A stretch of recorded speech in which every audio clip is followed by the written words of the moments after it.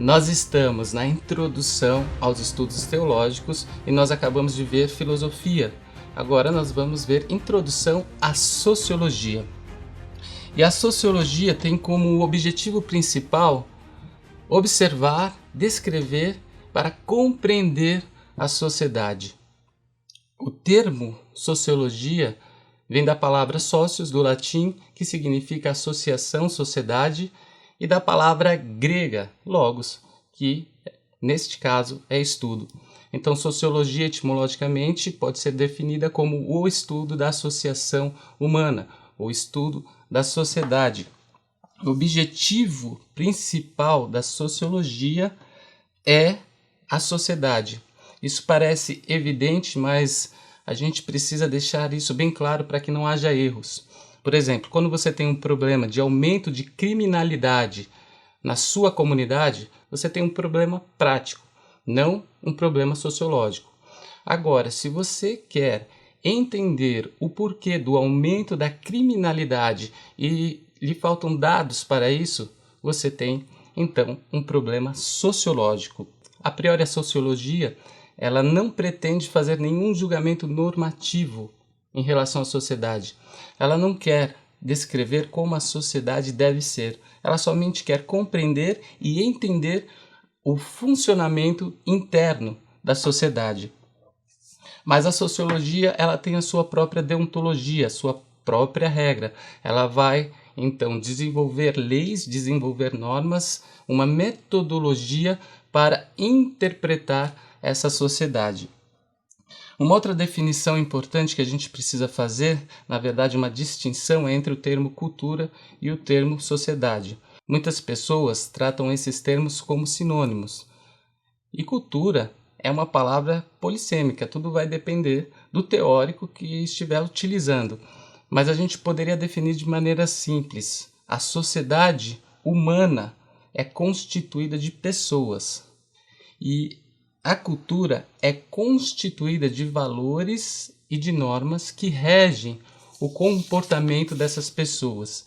Nessa definição, nós podemos dizer que a pessoa pertence à sociedade, mas seria errôneo afirmar que a pessoa pertence à cultura. O indivíduo não pertence à cultura. O indivíduo, ele manifesta a cultura.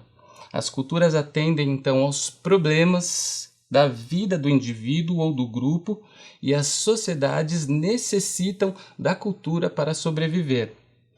Ambas estão intimamente ligadas. Não existe cultura sem sociedade, não existe sociedade sem cultura.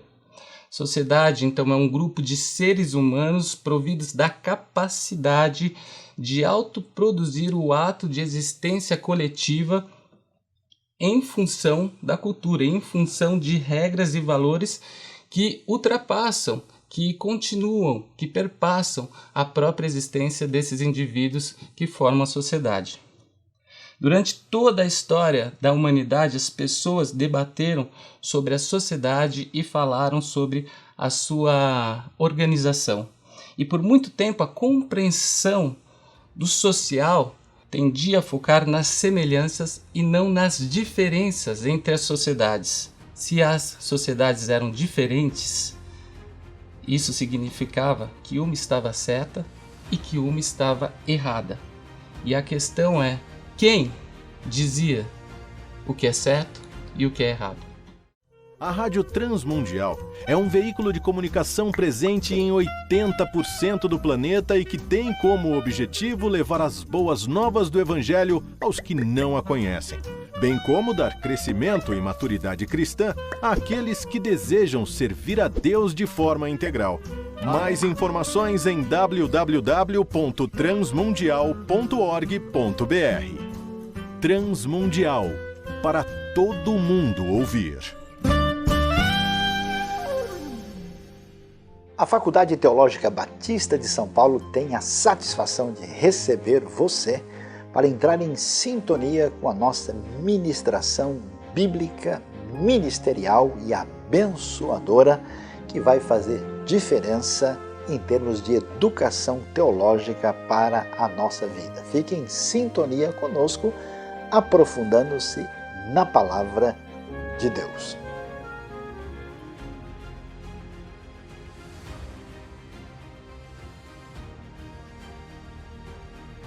Então quem decide o que é certo e o que é errado? Antigamente nós tínhamos os teólogos, os doutores da religião.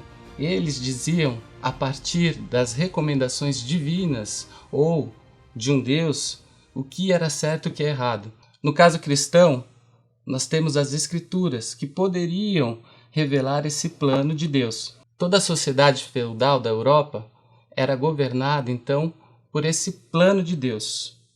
Essa liderança acontecia em conjunto entre os líderes da igreja e os líderes de Estado, que acreditavam estar fazendo tudo de acordo com a vontade de Deus, segundo a interpretação bíblica. Pelo menos era assim, ou deveria ser assim na teoria. Nós tínhamos também os filósofos. Na antiguidade, eles acreditavam que a chave para a organização da sociedade estava ligada à compreensão da essência da natureza. Descobrindo a essência da natureza humana, eles acreditavam que poderiam criar a sociedade perfeita. A República de Platão é uma das grandes contribuições da filosofia clássica que vai definir não somente a hierarquia da sociedade, mas vai colocar também como o rei o filósofo. Por quê? Porque para Platão o filósofo era aquele que poderia acessar as formas perfeitas, as essências, o mundo inteligível, então reproduzir o mais próximo possível aquilo que é certo na sociedade do mundo sensível. Nós temos também os historiadores. Os historiadores olhavam para o passado a fim de dar sentido ao presente.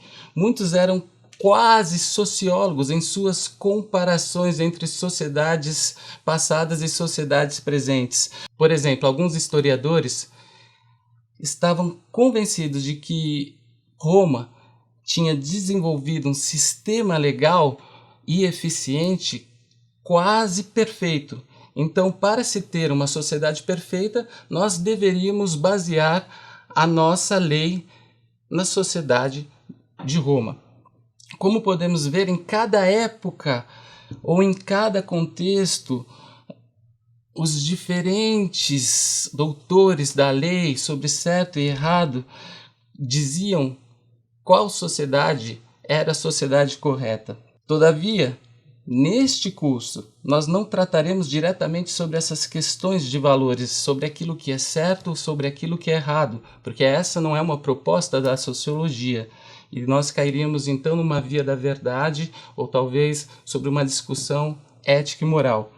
Neste primeiro momento do curso, nós tentaremos explicar e refletir como as pessoas começaram a pensar em sociedade e a pensar também a sociedade, tentando compreender todas as mudanças sísmicas que inspiraram o surgimento da sociologia como uma ciência empírica.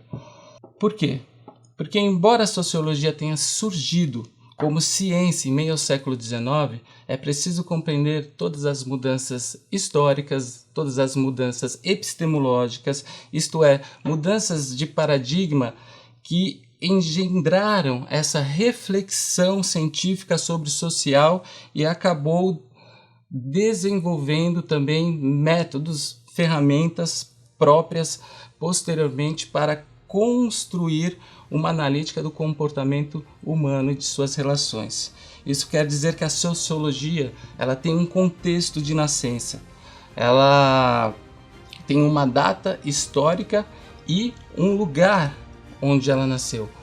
Esse lugar é a Europa Ocidental. A data histórica é um pouco mais difícil de precisar, mas nós vamos considerar aquilo que nós chamamos de o auge da modernidade entre os séculos XVIII e XIX.